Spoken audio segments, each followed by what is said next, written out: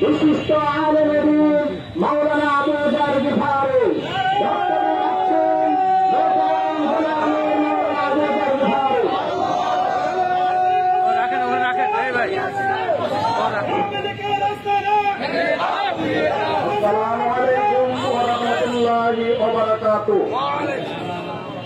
সংগ্রামী চাঁপাইনবাবগঞ্জবাসী, আজকে শুরুতেই আমি সেই ছাত্র জনতাকে স্যালিউট জানাই, যাদের ত্যাগ এবং কোরবানির মাধ্যমে, যাদের আন্দোলন সংগ্রামের মাধ্যমে 15টি বছর ধরে জেগে বসা স্বৈরাচারের পতন হয়েছে।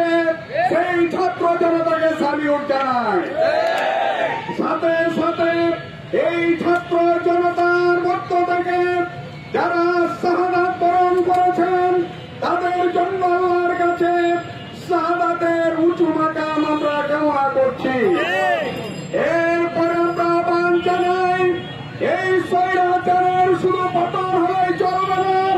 যেই স্বৈরাচারী শক্তি 15টি বছর মানুষের বিভিন্ন অধিকার কেড়ে নিয়েছে, নির্যাতন করেছে, জুলুম করেছে, গণতান্ত্রিক অধিকার হরণ করেছে, তাদের সমুচিত বিচার করতে হবে। বাংলাদেশের মাটিতে ছোট্ট একটি বাচ্চা স্বৈরাচারের জন্ম হয়েছিল। ইতিপূর্বে ইতিহাস সাক্ষ্য দেয়, সাদ্দাত, নমরুদ, ফেরাউন, কারুনের মতো বিশাল বিশাল স্বৈরাচার এই পৃথিবীতে টিকে না। তাদের নাম নিশানা ইতিহাসের আত্মাকুড়ে নিক্ষিপ্ত হয়েছে। তাদের নাম নেওয়ার লোক এই পৃথিবীতে নাই। এইরকমই পরিণতি বরণ করতে হবে স্বৈরাচারী হাসিনা এবং তার দল আওয়ামী লীগকে। আমি আহ্বান জানাই, সংগ্রামী নবগঞ্জবাসী, এই চক্রান্তকারীদের চক্রান্ত এখনো থেমে যায় নাই।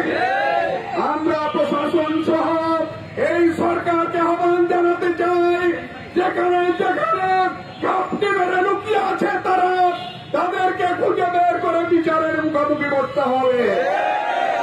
ছাত্র জনতাকে সজাগ এবং সচেতন থাকে প্রস্তুত থাকার আহ্বান জানাচ্ছি।